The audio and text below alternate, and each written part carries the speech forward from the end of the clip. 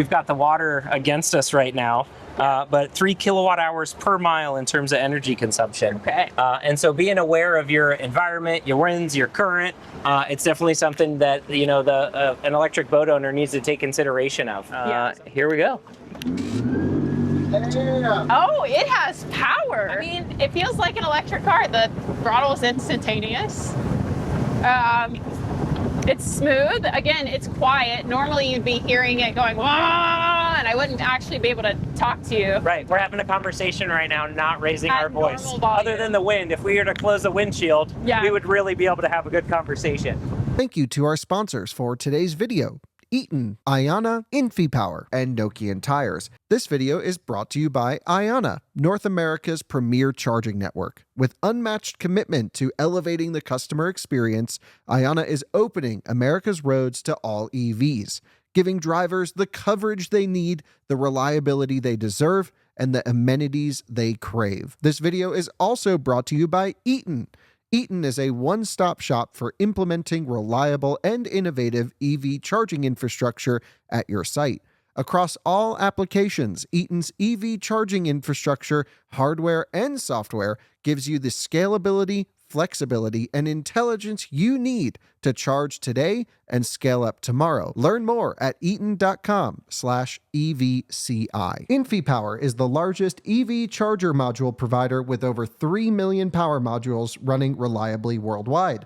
Their latest G2 collection features ultra-high power density and efficiency for EV charging and energy storage integration. And Nokian Tyres, a leader in safety and sustainability. The latest generations of Nokian Tyres products come with the Electric Fit emblem that certifies they're a seamless fit for electric vehicles. And most of those all-season and all-weather tires come from Nokian Tyres' award-winning factory in the United States. Learn more at nokiantires.com/EV.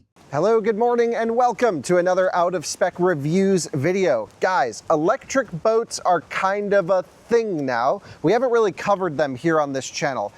Previously, we had a video on Arc, maybe a Candela in the past, but there are so many electric boats coming on the market. And coincidentally, you guys know we just moved to North Carolina. Just up the road in Southern Virginia, here in Norfolk, Virginia, is my buddy Eric, and he owns a company called Electrified Marina. So very close to Out of Spec's new headquarters is a whole hub of electric boat activity. And we've been meaning to come up here for a little while. It's taken a few months, but we're up here, and Eric's gonna tell us all about what's happening in the electric boat scene. I heard we're even gonna go out on one, which is out there behind me, and Eric will tell us all about it. You guys will love him. Scott is joining me as well. We just drove up here from the Out of Spec track. Super nice drive, very easy. So perhaps expect some boating content here on Out of Spec. But for today, we're learning all about what the heck is going on in the electric boat space. All right, guys, so I am here with Eric from Electrified Marina. Good morning. How are we doing? Doing afternoon well. At this point. I know, it is the afternoon. So Eric, let's start with, where are we? I know that we're in Norfolk, but tell me a little bit about this location. Yeah, so this is where it all started. We found a marina. We didn't have plans to do an electric boat business. It's like a lot of things happen just from serendipity.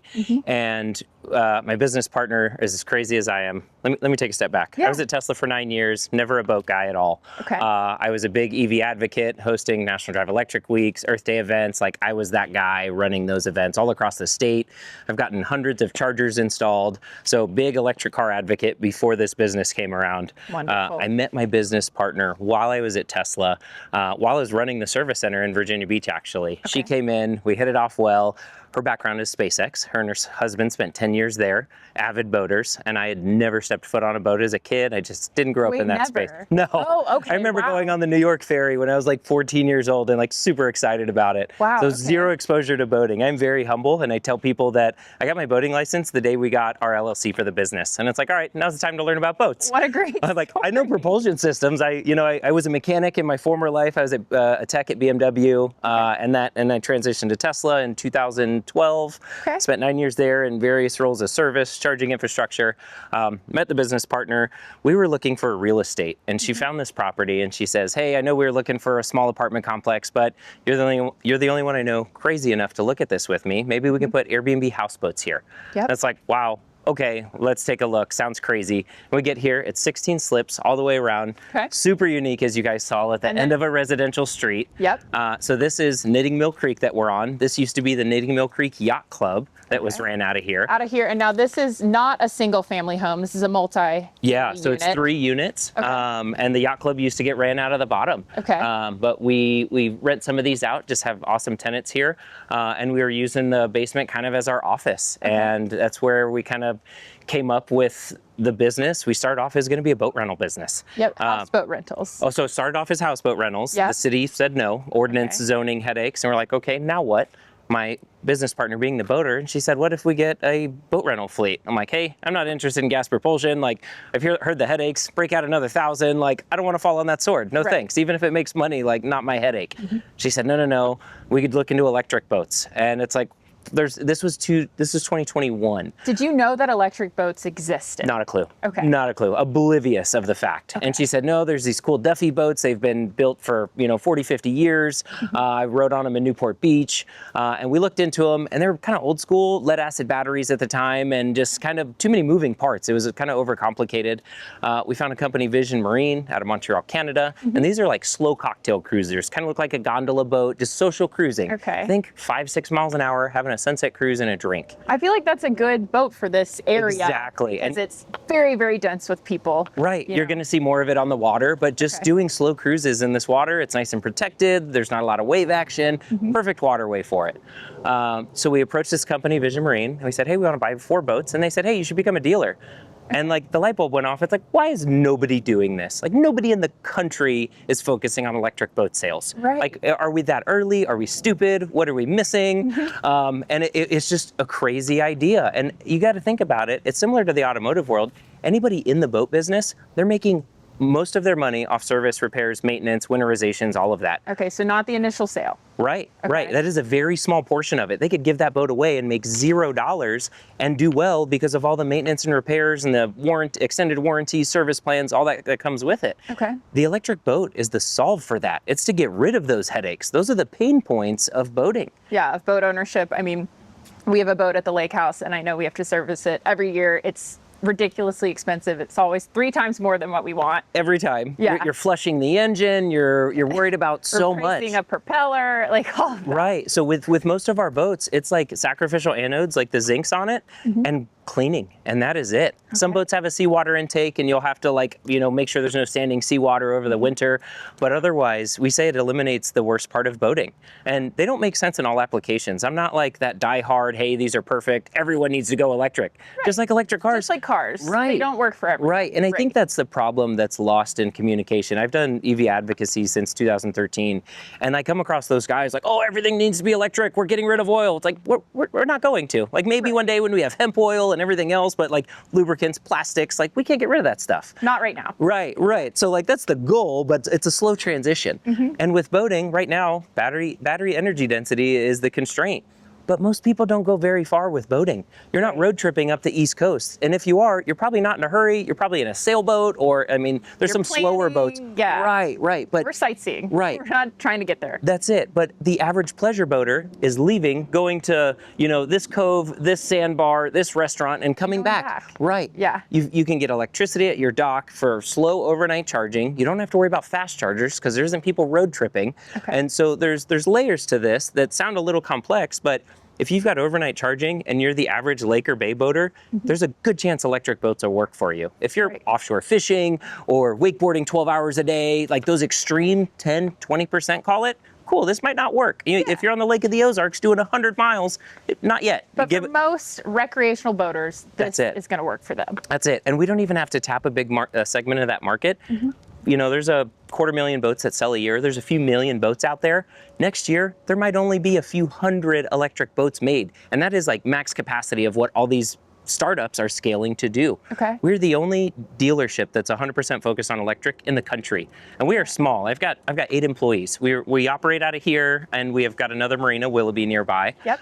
We've got probably 8 boats and a dozen jet skis over there. Some of our 8 inventory. electric boats, a dozen electric jet skis. Yep, and that's some of that's inventory, some of that's service work for customers, some of it's retrofitting gas to electric. We do that as well now. Oh, I didn't know that. That's fascinating. Yeah, and it's interesting because there's electric only lakes that are out there, but there's a lot of people, you know, these fishermen, they might start their gas engine and get up on plane for 10, 20 minutes, and then they're at their fishing hole and they use a trolling motor all day long. Right, they're just hanging out. That's it. They love the trolling motor. It's quiet. There's no noise. Right. That's so many people's experience. And so a lot of these guys are realizing it's like, wait, I don't need a ton of power. I don't need to go very far. And electric is finally becoming viable. And don't get me wrong, like it's expensive right now. We're in early adopter stages. Okay, boating is expensive in general. You're right. Nobody gets a boat and says, this is gonna be cheap. Right. You're exactly right. I tell people if you're on a budget, you shouldn't be boating. But if you've got the money, like look into electric boats, see if it fits your use Take case. a better option. Right. And when we started this, you know, we got on with Vision Marine. That was the slower cocktail boats. They're building 180 horsepower motors now and slapping them on all kinds of boats, from pontoons, tritoons. I mean, I'm going down next week. There's a 31-foot Stirk that they're putting dual outboards on. So like, sky's the limit right now. We're going big power. Yeah, we've got hydrofoiling boats. Like it's right now. We represent. I think it's last I counted 14 or 15 brands. Okay. From Hydroflyer, Taiga jet skis, electric jet skis. Have you guys been on those? I have not. I believe Kyle has. Oh yeah, so much fun. But again, in the right use case, you know. But we've got another 12 brands of electric boat brands that are currently in production, available to buy today. You couldn't have said that 2 years ago, even. Okay. So show us what you have here. Yeah, that's what I was Let's saying. go. I know that we have one electric boat here today. Yep, I put this thing in the water for us to go out for a ride. We usually pull our boats out. It's kind of the end of the season. And why do you pull your boats out? Is it because they're in salt water? Correct, and it's just to deal, because we don't have to deal with bottom cleaning. Okay. If you had a boat lift, you could, you know, raise it up and not deal with it. But here, even if you have bottom paint, you're still getting the bottom cleaned, and they literally go and have to scrub the bottom of it. Yep. That's the biggest maintenance of an electric boat. Do you have to do that in salt water? Can you not do it in fresh water? You don't have to worry about it in fresh water. Okay, 'cause I'm just used to the lake boat. That's it. You guys are spoiled. I know. Show us the charging solution really quick on the way out there so I can see NEMA 1450. Yeah, definitely. So everyone thinks there's like this big complex problem to solve with charging, and it's actually easier to solve on the water than it is with cars. Most Why is marinas that? have electricity. Okay. It's not like every parking lot has electricity that's ready, but most marinas that have decent sized boats, and I'd call that 25 feet and up, they've already got 30 or 50 amp service. Okay. And for us to slow Near the dock. on the dock, every slip, they've got pedestals like the one that's at the end of our dock. Amazing. So every slip has that already. Okay. And don't get me wrong, a lot of these marinas share those circuits and daisy chain some of those together. Okay. But that's going to evolve over time, and you're going to have dedicated slips for electric cars. Okay. Or electric boats. So we just use regular 50 amp service, or we can use a NEMA 1450, and that's what we're charging on right now. But most boats, they either have a 50 amp twist lock connector, which is standard amongst boats. Every one of these gas boats have it. Or they have a J1772 plug. Okay, we're very familiar with that. Exactly. So they've got that standard, that protocol's already in place. There's no hazards. Everyone's like, oh, you know, what happens when you drop it in the water? It's like, well, there isn't 240 volt right there. It's a 5 volt communication signal, and it doesn't send high voltage until it's talking, and it makes sure everything's safe. Okay. So a lot of the safety precautions from cars just rolled right on over to boats. Okay. And they didn't have a whole lot of that beforehand. Okay. But let's go take a Why look. don't you show me about this one? So what am I looking at here? So this is a 21-foot boat. This is made by Scot Dorado. Scot. Okay. They've been making the Dorado for a bit. 99.9% in gas. Okay. So Flux Marine is an electric outboard manufacturer. They make this in Rhode Island. So they partner with different boat builders and put their powertrain on it. So it's not like a custom built boat around the powertrain. These guys just drop in their powertrain into it. Okay. So this boat has 84 kilowatt hours, right up there with the average, 3 or Y. Yep. But it's got 3 28 kilowatt hour modules down the center of the boat, just right in between the stringers. So it's nice and low, your center of gravity's low, it's central. So you've got 3 modules there. And then everything else, there's one distribution box here that we'll take a look at in a sec. Okay. But the charger, the charge port, the power head, all of it is contained in there. Okay. What about DC fast charging? So it's got it as well. They couldn't hear me. Yeah. Scott, So that's what I was going to wrap around to. So tell me about DC fast charging. Yep, so really quick, we'll start off, most of the boats with smaller batteries can plug into 110 overnight. The next step up from that, level 2 charging, either 30 or 50 amp service. Okay. That's what 99% of people use. Okay. Fast charging is the next level up, and we've got the same CCS charging that cars do.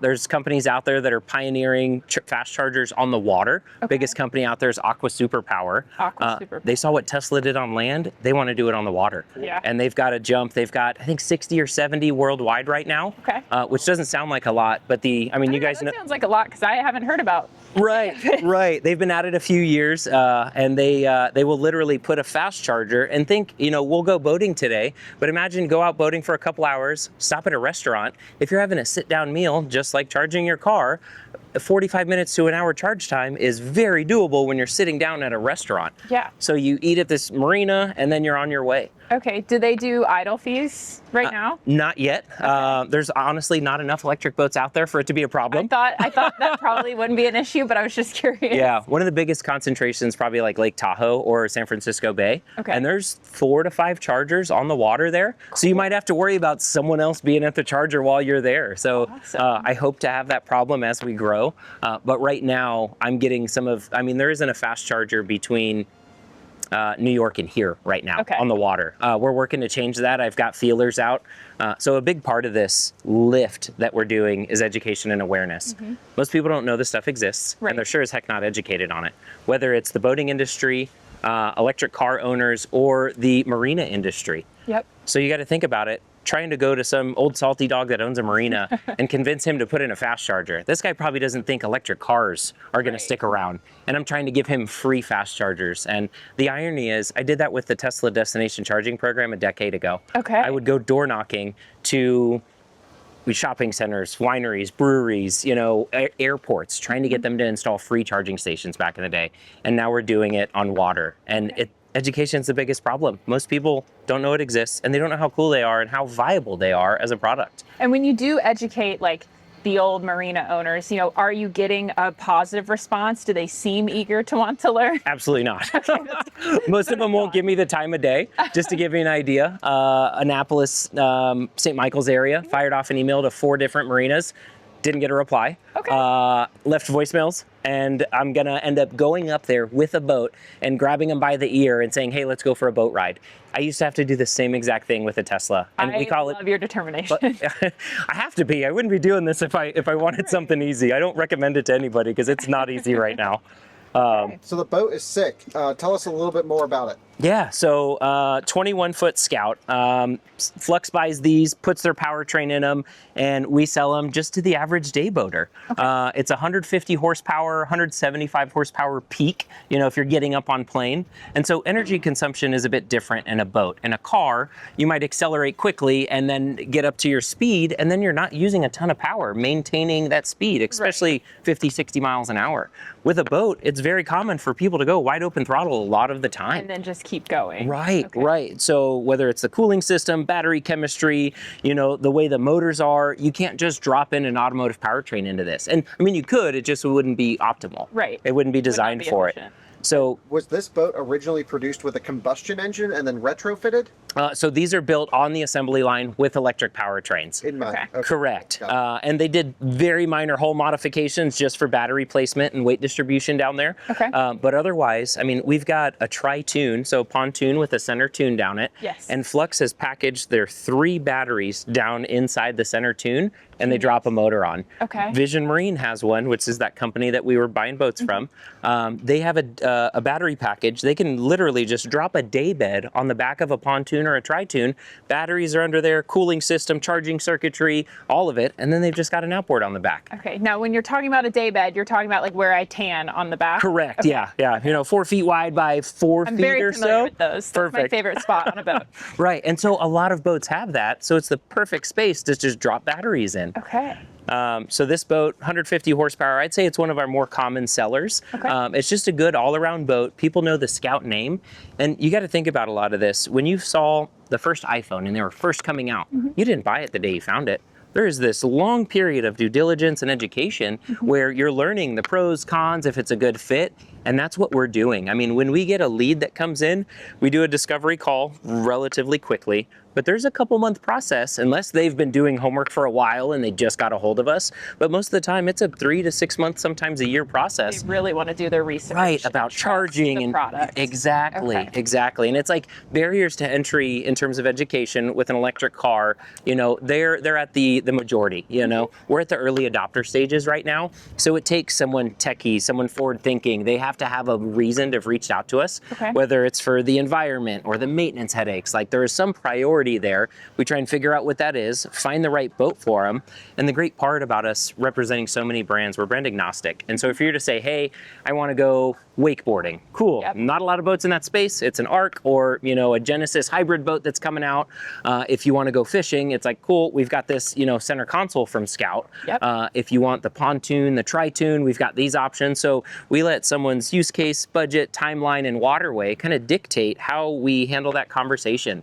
And I kind of love it. I'm not a salesy guy. I like educating. And it's very much finding if it's a good fit. Because the other side of it is, if it's not a good fit and they don't understand the constraints or the, you know, the needs for it, they're gonna hate it. That's it, and they're gonna be the worst customer. So I don't want to sell them a boat. Right. And so it is a very low pressure process. It is a very easy environment, and it's funny because some people, it's like, hey, you know, I figured I'd try to get pushed a little more discounts or throw something in. It's like, you hey, don't want them to buy it and hate it, because then that even lowers adoption rate. Exactly. I need advocates out there. I need people that are ambassadors for this stuff. And I can tell you right now, 99% of our customers are. And they love it and they're happy to talk about it. It's the first Tesla owners that had cars, you know? Those are the people buying these boats right now, but it's because it fits in their use case. We talk to a lot of people, we look at a map and say, hey, where do you go? And they said, well, I'm here on the lake.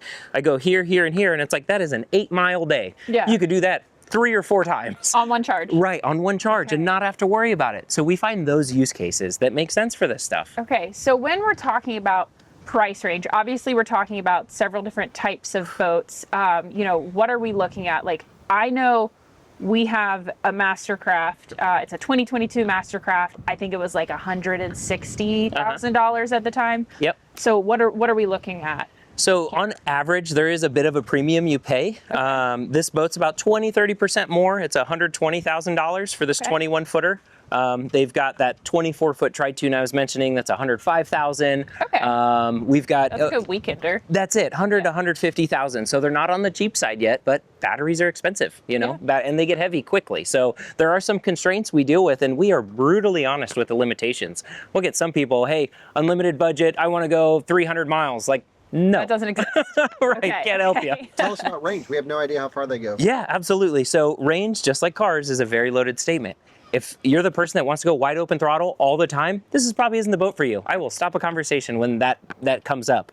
But if you want to have some fun, do some wide open throttle stuff, do some slow cruising stuff, anchor out for some time, use it like a lot of people do, millions of boaters do, it's the perfect boat. So if you're constant at 20, 22 miles an hour with this thing, you get about 30 miles to a charge. And that's to 100%, or are we charging to 8 or 80%? 100%. Life cycle and cycle count of batteries isn't as big of a deal. People don't use their boats, but 30, 40 times a year. I guess that's true. You know, you're not getting in and going to work every day in your boat. Right. So when you hear these ratings for 2,000 or 3,000 charge cycles, it's like, oh, only a couple decades. So it's kind of a non-issue. I tell people to not worry about it. Max charge it to 100% whenever you need to. Obviously, if it's over the winter and you need you can use a mobile app and reduce the max charge rate, but otherwise don't enjoy the convenience of it. You never want to impact your day because you were worried about the longevity of your battery at the 20-year mark. And I would tell that to Tesla owners too. I do it with my Ford Lightning every day. We tow all the time, random stuff happens. I never want to be impacted based on convenience because of battery longevity. That's not a priority. So yeah, 30 to 40 miles with this, but the average person, the average day, there's some low speeds mixed in there too. This boat cruising at 5-6 miles an hour, think you're out for brunch or sunset cruise having drinks. I think like 2 or 3 hours, all day long. Yeah. all day long. You can go 80 miles on it roughly. Okay. So the energy consumption when you're up on plane is significantly worse, 20 times higher. It'd be like the equivalent of 5 miles an hour in a gas car compared to 100 miles an hour. Okay.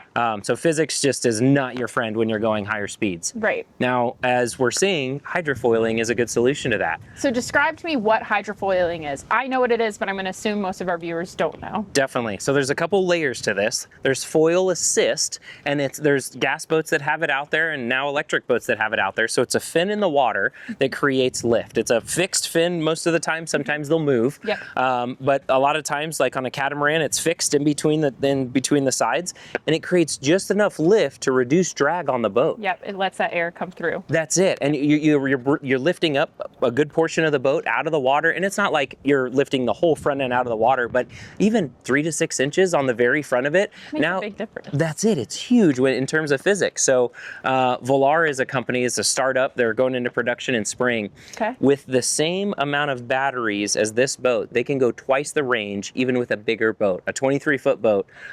They've got a 60 kilowatt hour boat that'll get the same range as this thing. Because they have the foil system. That's it. How do manufacturers quote range on boat? There's no EPA test. And I'm brutally honest with this, and I set the bar very, very low. I don't want anyone to be disappointed. A lot of manufacturers do the opposite, and they say, oh, it's got 100 miles of range with a little asterisk at 5 knots. It's like, okay, what about if they're going to really use the boat? And it's one thing if it's a slow cruising social boat that's 5 horsepower. Right, that's the right use case.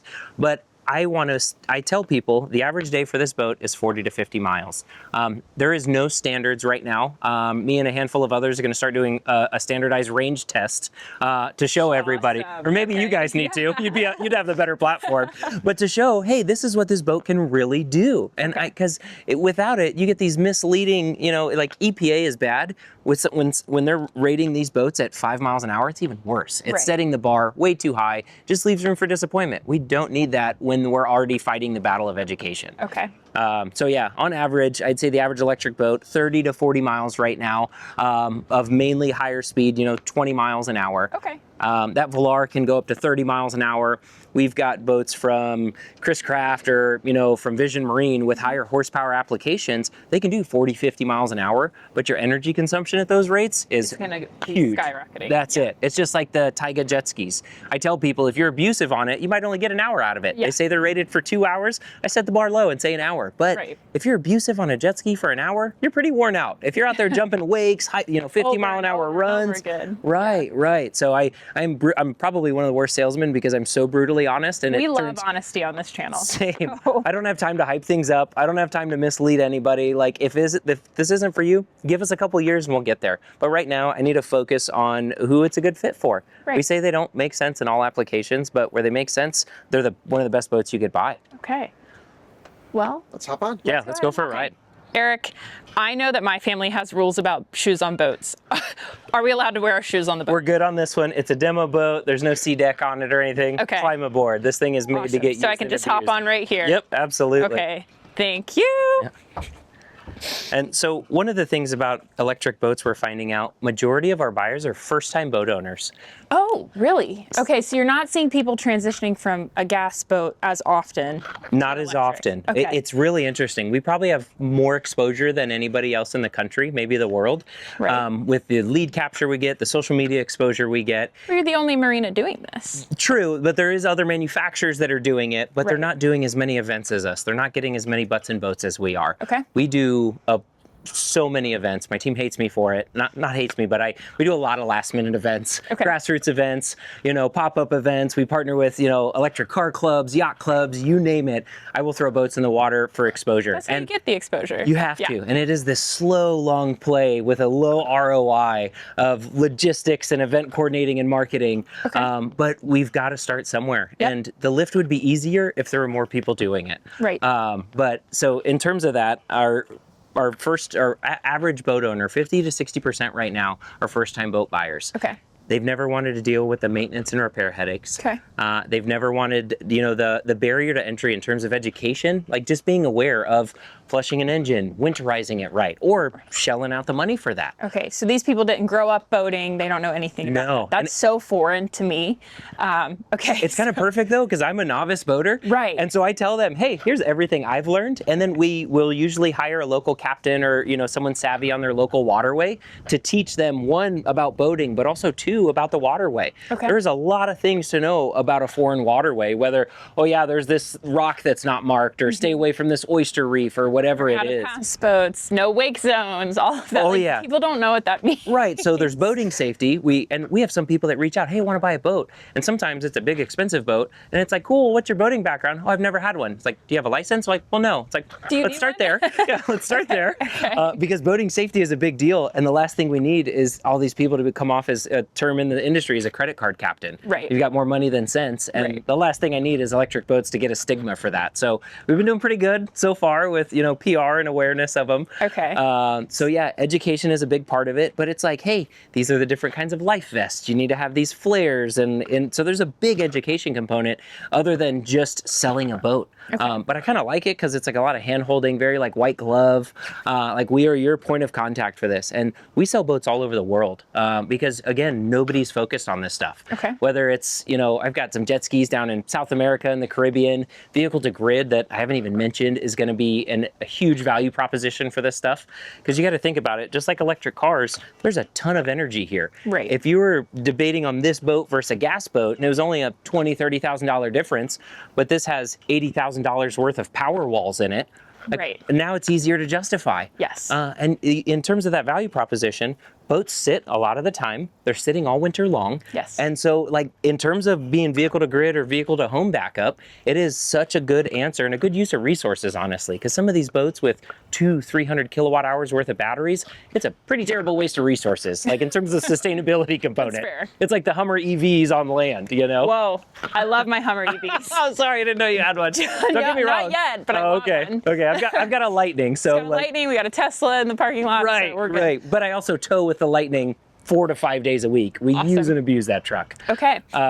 So, go ahead and make your point. Yeah, so in terms of boaters, it's lower barrier to entry. There's very little, especially with this boat, and every electric boat's a little bit different. Flux probably has one of the most simple systems there is.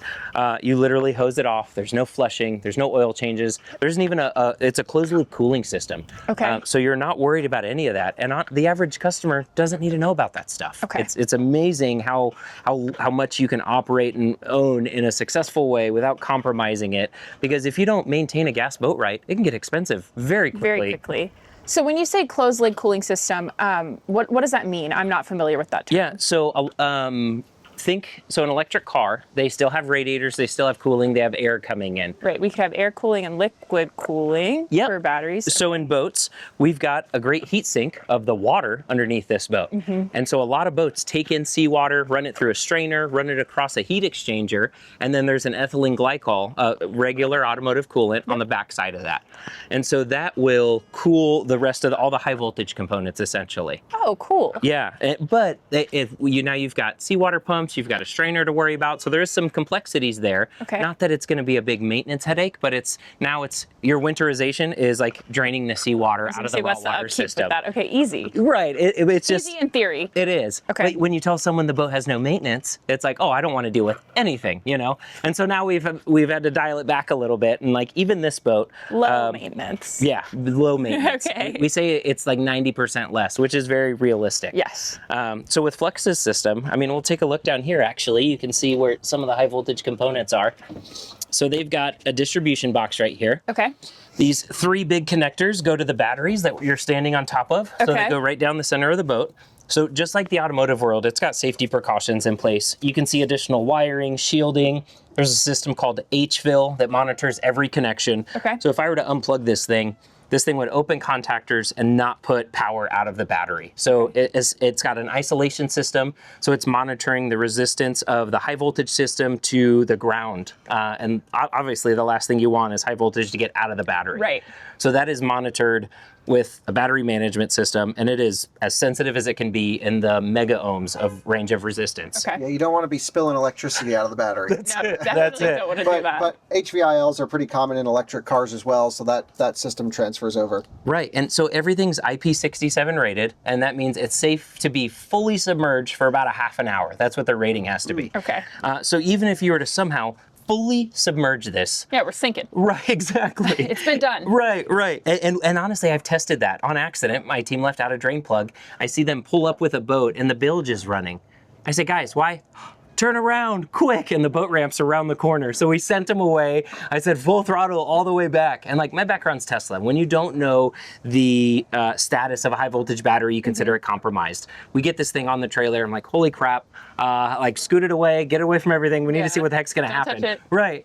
And funny enough, like as crazy as I am, I was like, hey, let's see how this thing does. And I've got a video that I need to pull out of the archives. Okay. But this 48 volt battery, fully submerged underwater, we drain it out. And as soon as it gets below the connections, I hit the throttle. And the thing started right up and ran no problem. And like, amazing, that's what we want to hear. that's it, right, exactly. And this battery, this boat was 7 years old at the time, out of a rental fleet out of California. So it's been used and abused year round.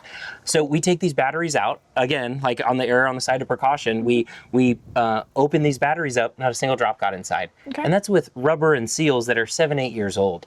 So that's fully submerged. But the other side of it is, we have bilge pumps. There's some redundancy there. There's warnings if you're what a bilge pump is for people who don't know. Definitely. I always forget that aspect. So boats, it is normal to get water down into the bilge. Whether you stuff the bow, water comes up over it. If you come to a hard stop, there's water coming over the back. Slushes over. That's it. So it is very normal to get water down there. So there's bilge pumps that essentially just pump the water out. It's an automatic, it kicks on, has a little float down there. Yep. And so that will pump the water out. It out. Correct. And so those are heavily monitored in this. It'll let you know on the screen. You'll get a notification in the app in case like you leave the boat and it's sinking. Say you didn't pull the drain plug and you turned off the whole system and you didn't leave any breakers on and now your bilge pumps are powered off, or a bilge pump fails. That can happen. Yes. And you could get it filled with rainwater and you don't know. So it is very normal to get water down there. These are completely safe. I have hosed this thing off with pressurized water before and made a video about it. It's like, guys, it's gonna be okay. So you notice though, there's no cooling system here. So the batteries on boats, in terms of charge discharge rate, I don't even know what automotive is up to now, but when they've got 3-4C discharge rates or charge and discharge rates, like what is peak in the automotive world? 10C discharge and now 10C charging in China. Just absurd. Yeah. So we don't even come close to that. Like charge rates on these boats are 0.5 to 1C. And then discharge rates is 1.5 to 2C, depending on the manufacturer. And that is peak shorter duration. And when I say that, it's because in terms of heat generation, batteries don't get very hot. So you don't need active cooling on battery packs. And it might reduce the cycle count from 3,000 to 2,500 cycles. But again, we're talking about boats that people are using on the weekends. That's it, exactly. 30, 40 times a year for a high user, for above average. And it's funny because I just did a podcast with Ben Sorkin, CEO of this company, and he sees all their fleet analytics, that data. Okay. He can see that. And so it really gives them an idea of how robust these things need to be. But if something lasts 1,000 cycle counts and say someone's using it for even 100 times a year. That's insane. Right. And that could be the case for a rental fleet, a rental case or a boat club model. But we've actually got a guy coming out on our podcast who's had 2 electric boats that are flux powered in his boat club. So it'll be interesting to see what that looks like. But either way, cycle counts aren't an issue. Temperatures aren't as sensitive, if you will. But the motor can and will get hot. Motor, inverter, that side of things. You're out in the sun all day. Right, right, and especially under load, yeah, when you're plowing water. But if you take a look at this outboard, in terms of the cooling system, it's got this cavitation plate right on the top, so that'll sit right on the surface of the water, just underneath it anyway. That plate right there is a heat sink, so that thing is submerged. On the back side of that is ethylene glycol, so it has its own internal cooling system in here, but it doesn't need to pull seawater in. So it's got a motor, power head up here. This thing is actually pretty crazy. It's connected with a carbon belt all the way down to the bottom. The conventional lower end isn't as efficient as their belt is. Okay. And so they saved some efficiency with the belt. It's quieter. There's no maintenance on the thing. And I say no maintenance. They've got 2 outboards running against each other, literally like one wide open throttle forward, one in reverse. They've got 1,400 hours on original belts right now with no repairs to them. So 1,400 hours, the average user, you're getting a couple decades out of a belt. So Eric, tell me about this particular motor versus other motors in the industry, because this video is a little bit of what's happening on this exact boat, not necessarily everything going on in the industry. So where does this fall? Is this high end? What do you think? So in terms of tech, I would say it's one of the best. Very simplified, it was a ground up build. A lot of manufacturers haven't done that yet. They'll put an electric motor on a conventional lower end. Some boats that are inboards, with a motor that's like down under in the hull. There's inboards, but a good majority of the boating market is outboards. In terms of power, this is the most common in the 100 to 150 horsepower space. There are quite a few manufacturers that are, so that's the bilge pump running right now. They washed the boat earlier, we're all leaning towards the back, and the water kind of drifted this way. Nice. But there are manufacturers that are lower horsepower, E-Propulsion, Torqeedo, Elco that's been making motors forever. And then, in the 70 to 100 horsepower space, there is Stealth, there's a Cell. They're in the 100 to 150 here with Flux. There's Vision Marine in the 180 to 250 range. Evoy makes they have an axial flux motor that they stack, which is really cool. They've got a Chris Craft with 420 horsepower. They've got a 300 horsepower outboard. Wow. Yeah. We're talking. Yeah. Evoy has a 300 horsepower outboard. But there is, you go to Metz or you go to, one of these European boat shows, and I say that because 60 to 70% of the electric boat market is coming from Europe right now. They got a couple decade head start ahead of us, like anything else. We're getting dragged, kicking and screaming. But there's a lot of players in the US that are jumping on board quickly. In terms of investment, R&D, and attention this space is getting is absolutely massive right now.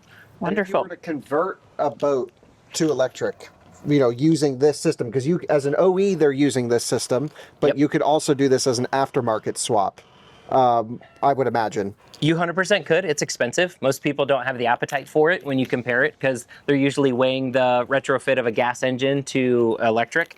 And for a 150 horsepower application, 1,000 pounds of batteries, it's about $50,000. You could do that for half the price for a gas boat, for a good gas engine.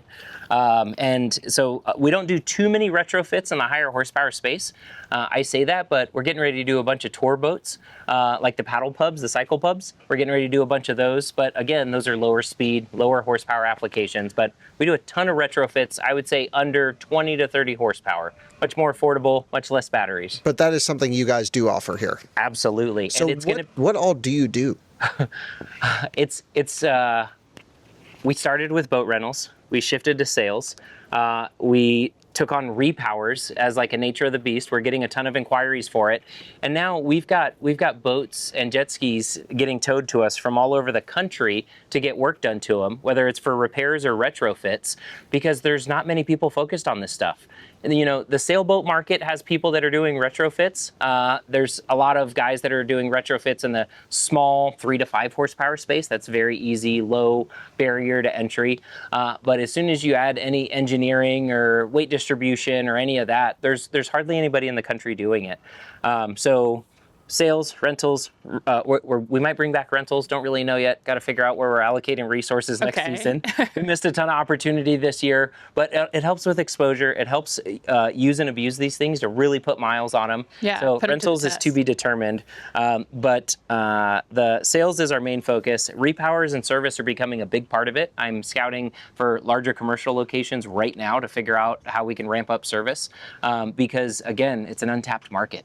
And it's hard to say that about most services that anybody in the country provides, but when we're getting boats and skis towed to us from 500 miles away, it shows there's demand for this stuff. Wow, okay. Let's run up. Let's go take a look at this boat up here. So conventional scout boat. Yep. You've got a normal helm, conventional throttle, obviously a nice Garmin screen. Yeah, this is nice. Yeah, and you can see half of it's right now. It's a nice integration. So this is the Flux side of things. You can have more information, less information. They've got a mobile app that's got a seamless integration into it. And what kind of things would I see on their mobile app? So actually, we could pull it out and take a look. Oh, that'd be great. So it's... And while you're doing that, I'm just noticing here, you've got some great details here. You measure in kilowatt hours per mile, not miles per kilowatt hour, because you're consuming so much. Correct. So that's kind of funny. And then you can also see... Is this state of charge? It says right now my range is 71 miles. So that was based on the recent energy consumption of them pulling it over from the boat ramp. So a little overzealous, but it actively changes based on your current consumption, which is great. Does it include like knots that are coming in, or not quite yet? There's a lot to figure out there in terms of current, wind. There's so many variables. You could have 9 people on the boat, you could have 1. Right. So it will actively adjust based on your last few minutes of energy consumption. We don't have predictive weather or any of that yet. So no but we should. So no route planning. Not yet. Not yet. It's coming. And are most of these boats using the Garmin system? Yeah, they've got like a nice integration. These guys just work on their software on the back end and it dumps right into it. Okay. We can swipe. Oh, wow. This is so robust. It is, and it's almost too much information. No. Because you'll get a call. We deal with a lot of questions. I get it for like the average consumer, this is way too much to process. But for us, we love it. Right. And so you'll see all the values change when we get out there. But it's pretty cool to be able to see. So yeah, so I'm loving this. You got your power in and out of the battery pack for your DC power. You know, your I guess assumed torque number that would be calculated. Your motor temperature, inverter temperature. What is driver temperature? I don't know, man. Maybe the driver for the motor in terms of the power. Why is it in Celsius? Can you change it to Because nerds think about temperatures in Celsius. I think about things in Fahrenheit. That's it. If you're into batteries. At flux. I'm sure they could change it. They have a kind of like a service mode like they do on Teslas. They've got that on here. I've seen it. It is the coolest freaking thing. And like they have the amount of sensors. This is cell connected just like electric cars. They can pull data from it. Great. They know about problems before the customer does. And quick example of that, I was chatting with Ben on the podcast. They see some warnings that they're not used to, and they call this customer and they say, hey, Mr. Customer, seeing some warnings, there's some resistance values that aren't where we like them to be. Is everything okay? And he said, oh man, my kids are out on the boat. I'm not sure. They hit a rock. The bilge is full of water. All the battery, everything is fully submerged. Oh my gosh. Yeah, completely safe. They made it back. He said, wide open throttle back, get the heck home. But they knew about it at Flux headquarters before this customer did. So gone are the days where you can hide boat damage from your family. Exactly. And on top of that, with their mobile app, you can pull up location, speed, you can see everything. So this range is probably a little bit more accurate. I'm not sure if they're pulling from a different data set. Okay. But you can see it's 0 miles an hour right now, battery percentage. But you can pull, there's different data in here. It's pulling trip data right now. Cool. It's looking for service. Oh, I'm pulling off the Wi-Fi. You wouldn't have that problem if you had an iPhone. So you can look at your recent trips. And it'll tell you where it was. So like this was at the boat show, and it's like, hey, you went 2.3 miles. This was your average speed. The boat was on for a while, doing a lot of demo rides. But all of this is viewable remotely. So whether this is at your lake house, at your beach house, and you want to see how the boat's looking remotely, you can pull this right up. So cool. Can they do over-the-air software updates? Yes, they do. And they just made this boat a little bit better. They bumped up the horsepower about another 10%. Okay. Didn't charge anybody. It was just like, hey, heads up, your boat got a little better. And just schedule your software Does it have update. to be connected to Wi-Fi in order to do that? Got a cell signal. Yeah, I know. Amazing. They're executing well. I All of love these guys it. are taking notes from the automotive world, and I love that. Great. And it's a lot of fun to be on the forefront of this because very basic things that Tesla did that I was a part of, in 2012 and 13 when the Model S was rolling out, when they were detecting extension cords, trying to figure out charging input and voltage drop on a charging circuit. Yeah. That is very helpful when you're plugged into a Marina that might have shared charging circuits or dirty power or what have you. But being able to detect that it is a shore power problem versus a charge cable or boat problem, that's the difference in a phone call, to support or a service visit. Or towing it Literally, to the service right, center. Okay. right, exactly. So Cool. it's a lot of fun seeing how much they integrate. But overall, this boat is very much a conventional Scout. Conventional controls. You've got trim tabs. All the seating is very similar. Yeah. You've got storage behind the helm, storage off to the side. You get the little Amazing. porta potty in there. This exact boat cost? 124,000 as delivered right now. You could Okay. get a gas version in the 90 to 100 range. So Not bad. no, No. not a huge premium. That's kind of what I So expect when look we're at this talking right about now. It this. just yelled at us. Oh, so it's Okay, it said something about the motor. Yep, so it said, hey, the motor was left on. We turned it off because of inactivity. So think about it. A gas engine's running. You might have some prop wash. You're definitely going to have some noise, some fumes. People are going to know it's on and to watch out for it. This thing is live and on right now. So you could hit the throttle and that thing's ready to spin with no heads up notice. Yeah. So every manufacturer out there has a default. It's like it's either 30 seconds or a minute of idle time. It'll beep at you and say, hey, we're going to turn off the motor if you're not using it. And then it just turns it off. Cool.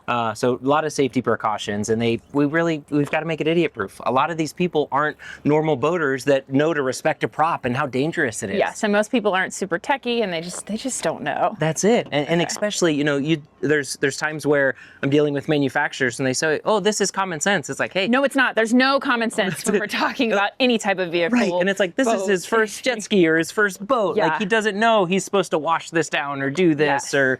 So it's very much, we start, at the 4-year-old level of how easy this thing is to operate. Yep. And that's the goal the whole Keep it time. stupid simple. You nailed it.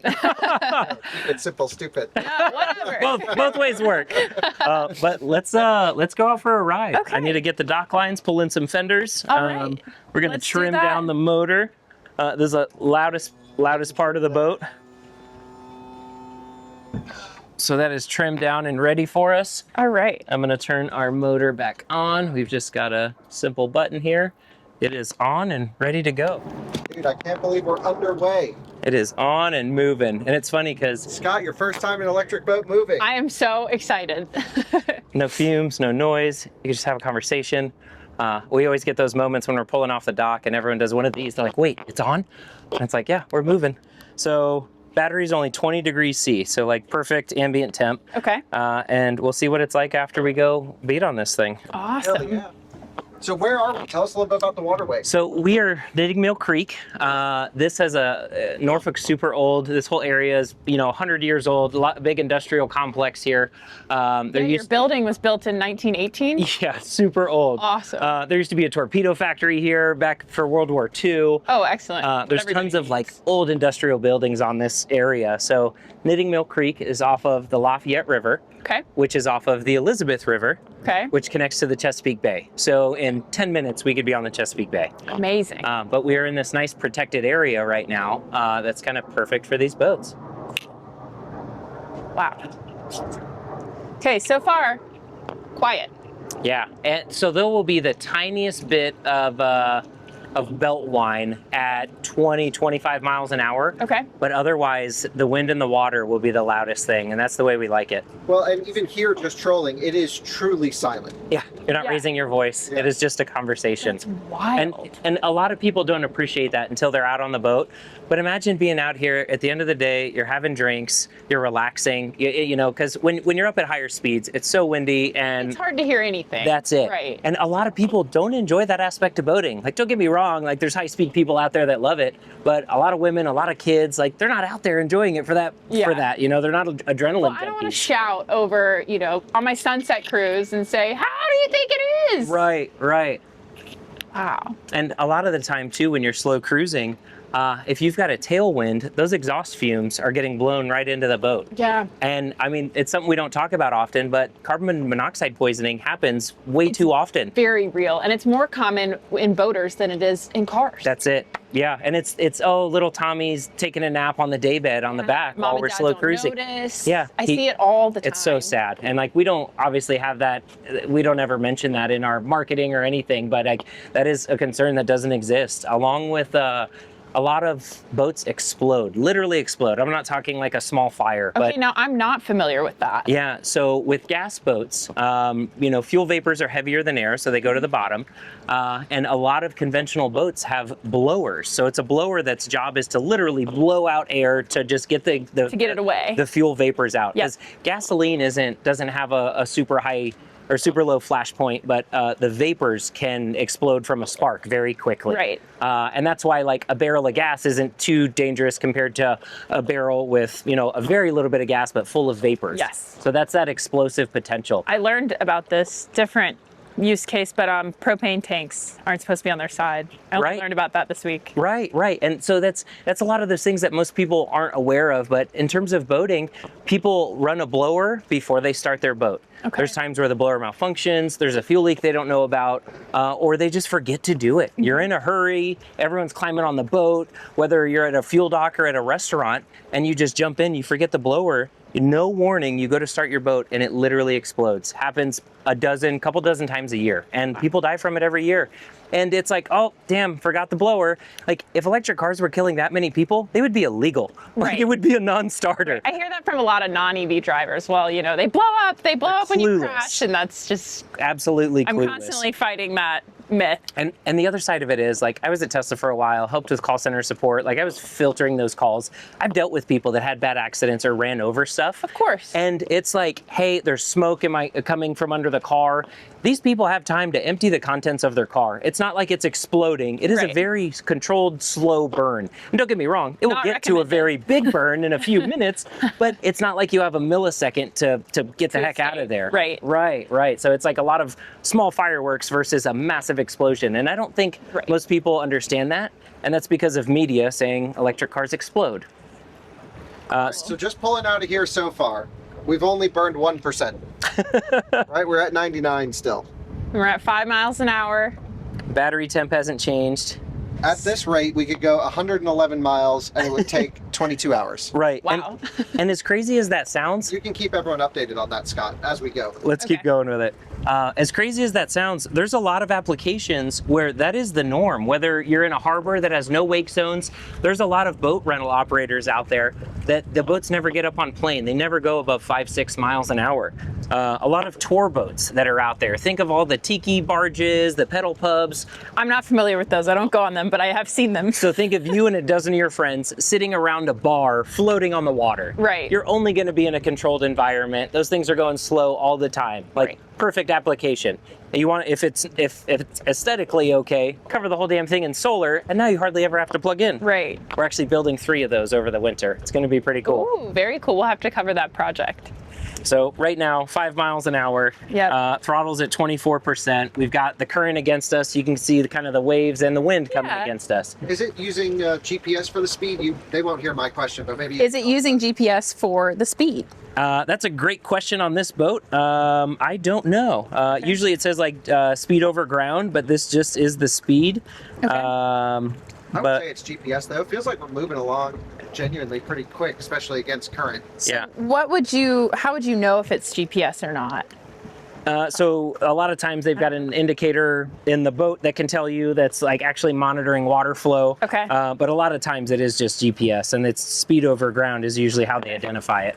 Wow, we're very efficient at 0.6 kilowatt hours a mile. That's it. And so we're going to see how much that number jumps when we get up here and go get up to on speed. plane. Okay. That is still less efficient than your Rivian on the highway.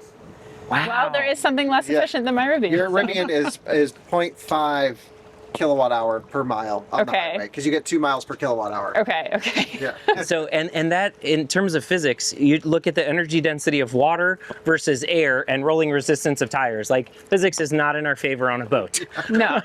And that's why we say it makes sense where it makes sense. Because Right. Well, I feel like I was thinking about like how we have a wakeboarding boat, and so we do like a morning wakeboarding run with 4 of us, maybe 10 days a month in the summer. And we go for maybe an hour and a half. Right. And we're going just in front of the house. That's up it. the channel, down the channel, up the channel, down the channel. And that is the average wakeboard use. Right. Or the wake boat use. Right. Everyone thinks, oh, I spend all day on the boat. It's like, you It go feels like it's all day because I'm exhausted. Right. But it's not the Right, case. unless you're some pro that's doing a couple hours by yourself a day, like that's the extreme. But Right. the average person, 10, 20 minutes up there, rotate through people, one at a time. But we're gonna take this thing up on plane and we'll see how this does. So in terms of boating, I always check, pulled the fenders in, pulled the dock lines in. Yep. The last thing we wanna do is wrap a line around a prop. So we're gonna get this thing up on plane. Okay. Here we go. Yeah. Oh, it has power. And so you can see the peak right now, 166 horsepower. Okay, we're at 29, 30 miles an hour. Yep. 31. And so I'm playing with the trim here a little bit, just trying to make some adjustments. Okay. 31 miles an hour. We've still only burned, well, now 98%.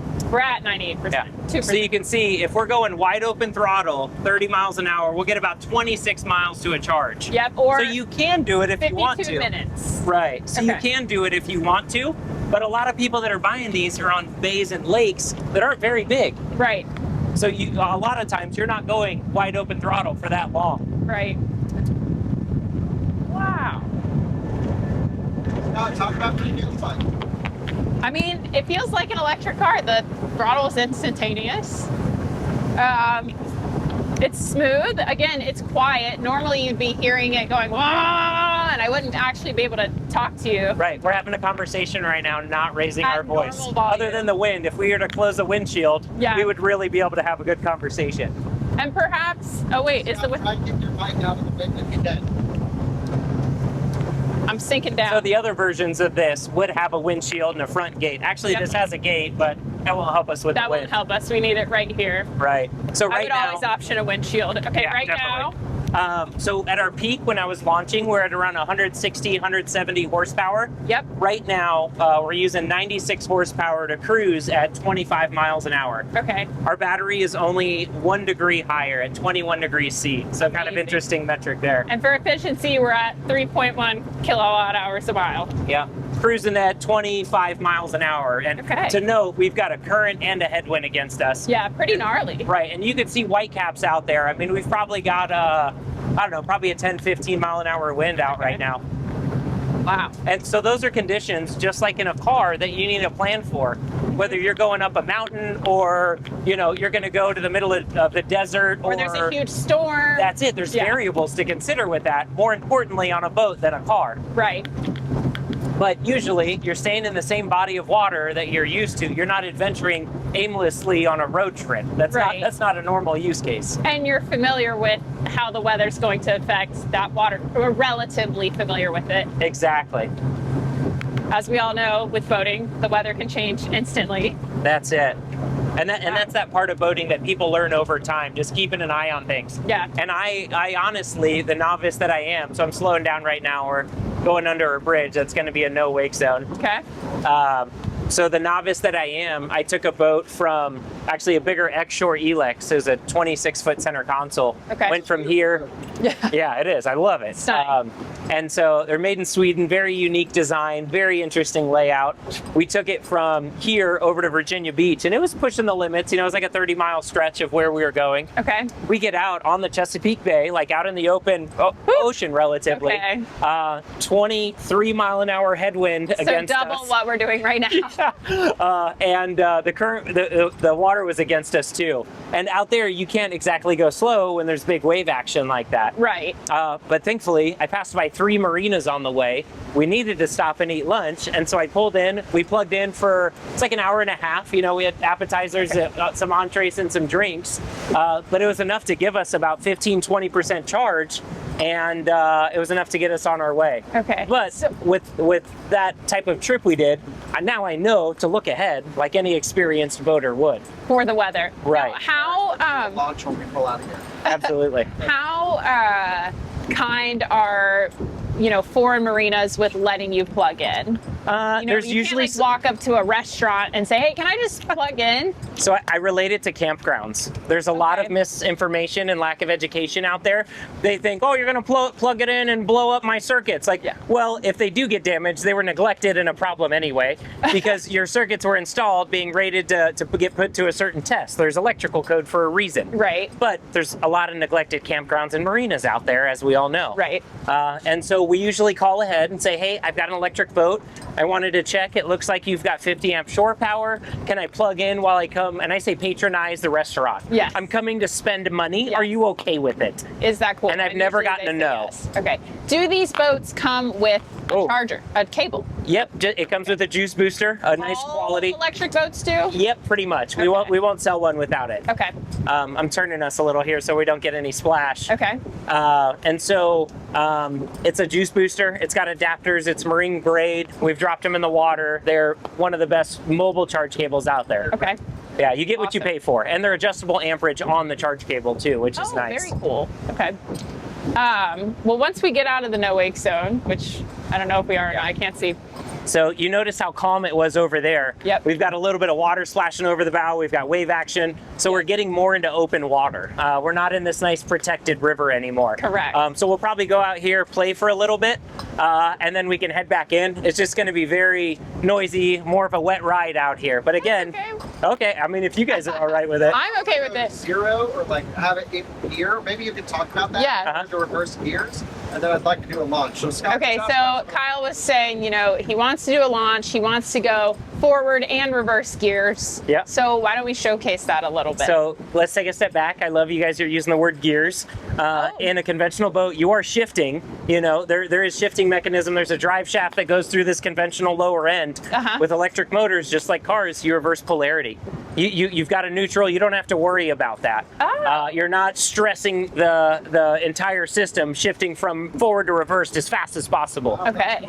It is. And so a lot less components to wear, less components to break, longevity, the whole 9 yards. Again, less maintenance. That's it. So I was on an electric boat once. It was a Frauscher powered yeah. by a electric Macan drivetrain. Yeah. And that had a physical gearbox with forward and reverse in it. Oh, interesting. Which was a weird solution. It was noisy too. Yeah. Did it have multiple gears for forward? No, single speed. It was a literal combustion boat drive. Oh, got and it. They took the electric motor and ran it through a drive. Just dropped it in. Yep. Yeah. Yep. And so you see how much we're moving here now that we're at idle. So the wind and the water turned us, and now it's getting rocky out here. It's a little rough. So I'm going to turn us the right way, and we will do a launch. Okay. Great. This is what we're all about. Same. And Eric's going to launch the boat for us, and so I'm looking forward to seeing this thing at wide open throttle. It's a little windy out here, but we'll make it happen. Yeah, we'll do another test in more protected water without the headwind too, to give this thing a good test. Fair chance. That's it. And it's funny because a lot of electric car people love the hole shots, but in boating, it's not that common, but it highlights the powertrain on this thing. Yeah. So I'm going to come to a stop really quick, and here we go. Up on the plane. So it boogies. It does. So the 0 to 20 on these things is pretty dang aggressive. Yeah. So we're already doing 30 miles an hour. Just like butter. That's it. And still being able to have a conversation. Yeah. The only reason that we're speaking a little bit louder is because of the wind. That's it. And so normally this would be optioned with a full windshield, and you wouldn't have that headache. I think if you are going to get this boat, get the windshield. Just a thought. And a bimini. Normally people get this optioned with a bimini for sun protection. Yep. Wow. So something interesting about the Norfolk area, we've got the highest military presence in the world here between Norfolk and Virginia Beach. The military bases, we've got ship repair. So there is a ton of activity over here in terms of the military. Okay. And actually, we'll go over by it and go check it out. Okay, Eric, what is our battery temperature at right now? So short answer, 23 degrees C, about Okay. a 3-degree increase. And that's with us. I mean, we were cruising at 30 miles an hour there for a bit, a couple of Heavily 0 to 30 against the launches. Yeah, wind against us the whole time. And so it's went up 3 degrees. So we've been abusing this thing, and we've consumed 18%. Amazing. And it's pretty wild how there's no wind right here. Right. You see how calm it is? And you can see there's hardly like any white caps in terms of the waves. Yep. Yeah, it gets much more calm the further you go in. And in terms of boating, there's something called fetch, and it's how the wind carries across the water in a big wide open space. Okay. And that's just dependent on which way the wind's blowing. You know, if it's running this way, it's got this nice long open space for it, but if it's coming across, there's not as much fetch, so it won't be as turbulent in here. Cool. Well, now where are we headed?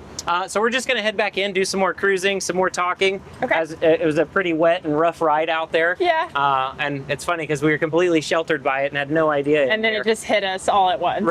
Right. Cool. So interesting to note in terms of energy consumption. So we're doing 7 miles an hour right now, but throttle's at 47%, and it looks like we've got the water against us right now.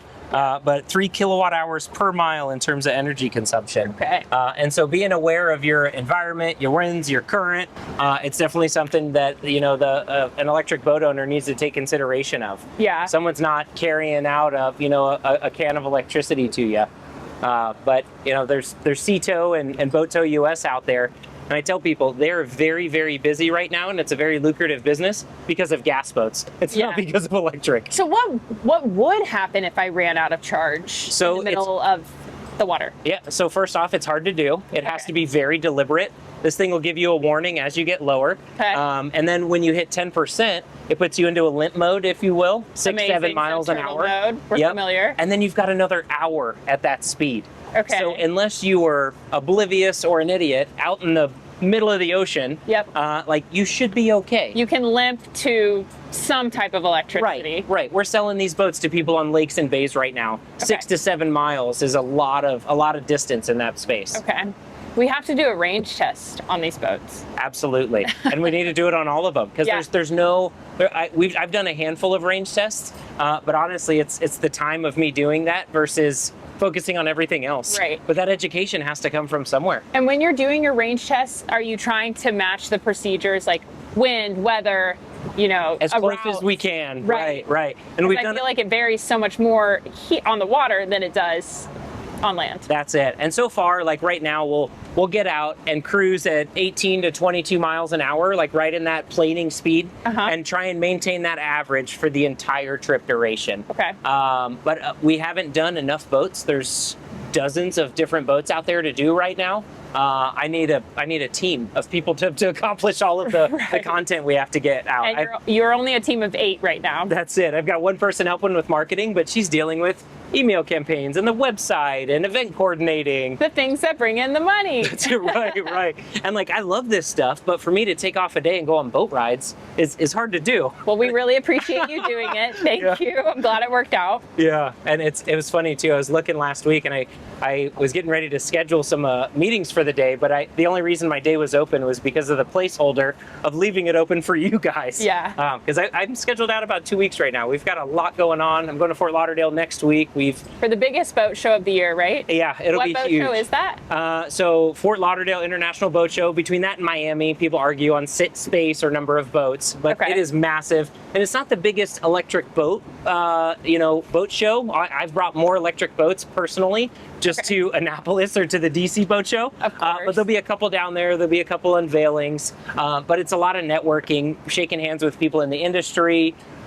We are getting approached by all walks of life right now, whether it's for collaboration, distribution, investments. So there's a lot of face-to-face networking going on. There's a lot of excitement around this. It is. The space is so volatile right now, good and bad. I mean, there's consolidations going on, whether it's bankruptcies and restructurings. That's happened a couple times already in the industry, but as we've seen, anytime someone goes bankrupt, they get bought very quickly. Right. I mean, we see that in the automotive industry as well. Right.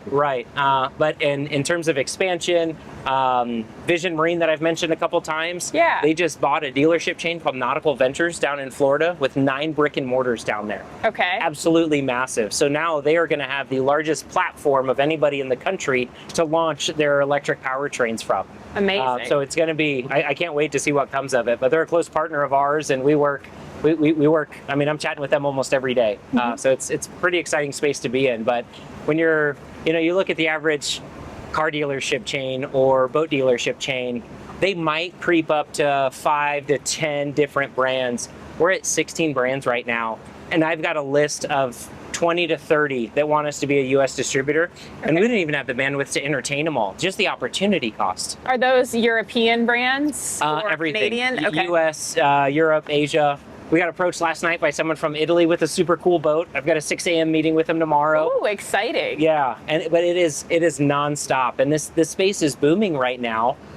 Think of electric cars circa 2000, probably 14-ish right now in terms of the amount of manufacturers, but more so the R&D money and the focus and the investment. I mean, there's private equity in jumping into this space because it's becoming so attractive. When you've got a multi-billion-dollar industry like boating that's potentially going to get disrupted with electric boats, and I say disruptive, but think of expansion. I try to tell people, it's like if they sell a 250,000 boats a year, we're bringing new boat buyers to the market. Right. What if we just bring a few thousand more boats that get sold that are non-boat owners? Now we're just expanding this market, which is interesting because there's this huge correction from COVID happening. They had a big boom, and now it's scaling down. The boating industry had a big boom. Correct. Okay. But then also in terms of demographics, boaters on average are older and aging out, whether it's sailboats or power boats. Of course. But we find about 40%, 30 to 40% of our buyers, they are prior sailboat owners that were never interested in a power boat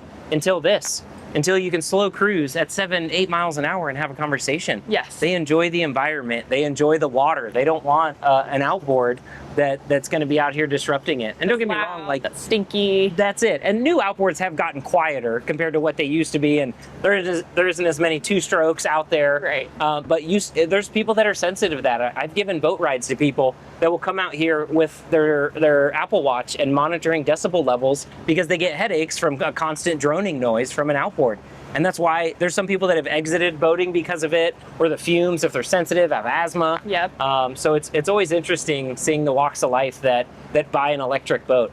Some people want just the coolest frickin' boat on the water and nobody else has it. Yeah. And then there's some people that care about the water quality, and they're just trying to enjoy it without polluting the water that they're trying to enjoy, which is kind of crazy when you say it out loud, because every gas boat out there is dumping exhaust right into the water. And I got a question about that, sorry. All right, Kyle has a question. Why is there a carbon monoxide warning on this boat?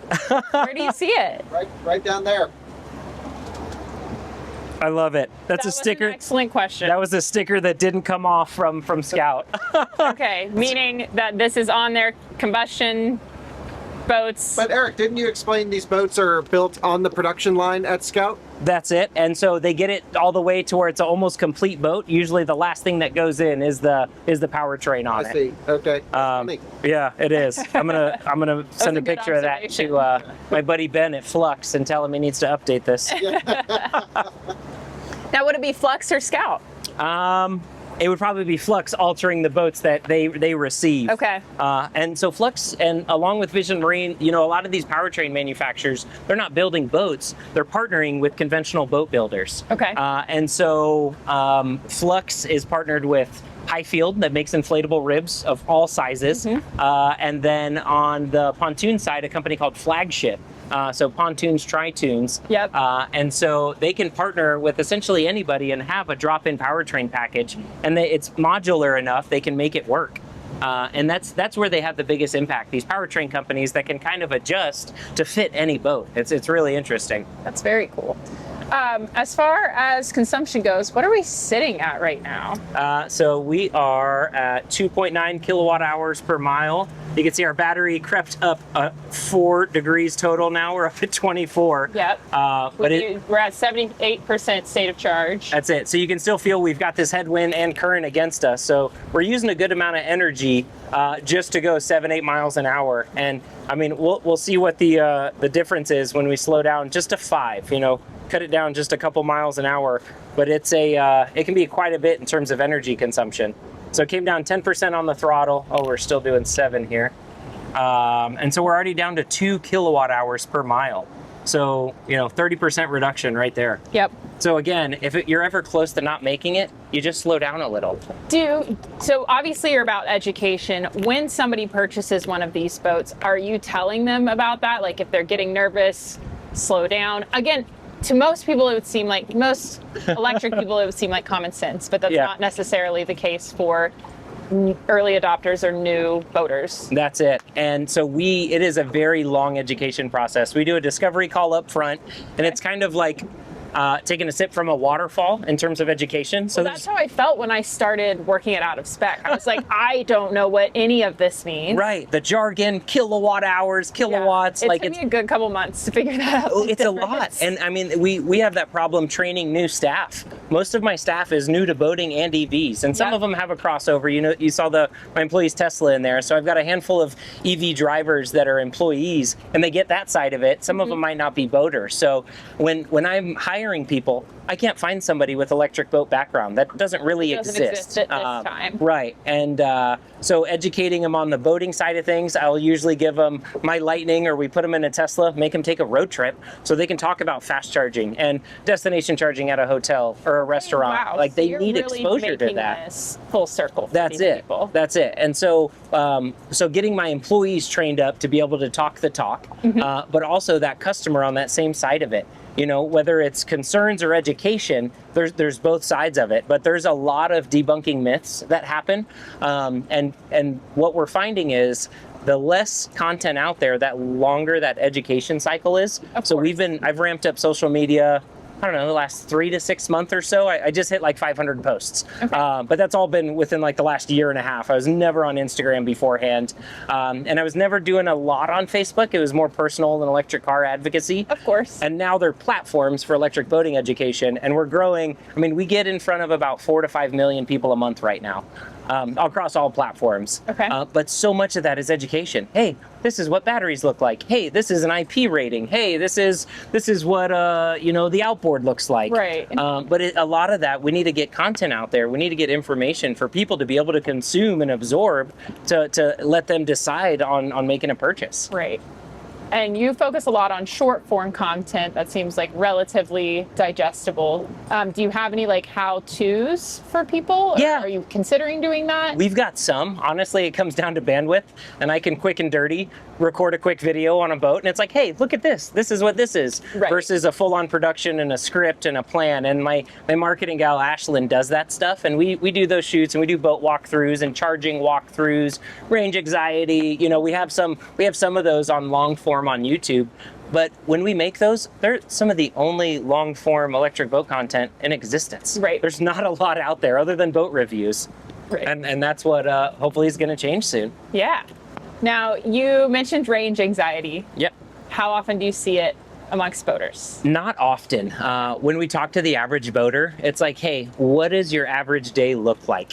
It's not like a car where you might spontaneously take a road trip. It's like, oh, I'm on this lake. We love this sandbar, these restaurants, and this, we go to this cocktail cove or this party cove. And that's where they go to 99.9% of the time. Okay. They once upon a time did a trip way over there and for 4th of July and they didn't decide to go back. But like, a lot of these people, they know what their use case is going to be, so it's a non-issue. Right. So what I find with like automotive people, anytime I'm talking to somebody who doesn't have an EV, they're like, well, what about the 2 times a year I take a road trip? But I guess you really don't have that with boaters. Right. They go with what's familiar. So when they find out that they can go to Party Cove or Sandbar this, then they don't worry about it. That's it. It's education. And I'm a big advocacy for electric towing. I tow with my Lightning all the time. I tow with my Rivian. Oh, I love it. Yeah. So I had a Rivian before that, and I would make the simplest post of like, hey, we tow with an electric truck every day, and it does great because of X, Y, and Z. If you're towing cross country every weekend through the snow, uphill both ways, Time it to might go not diesel. be. Yeah, exactly.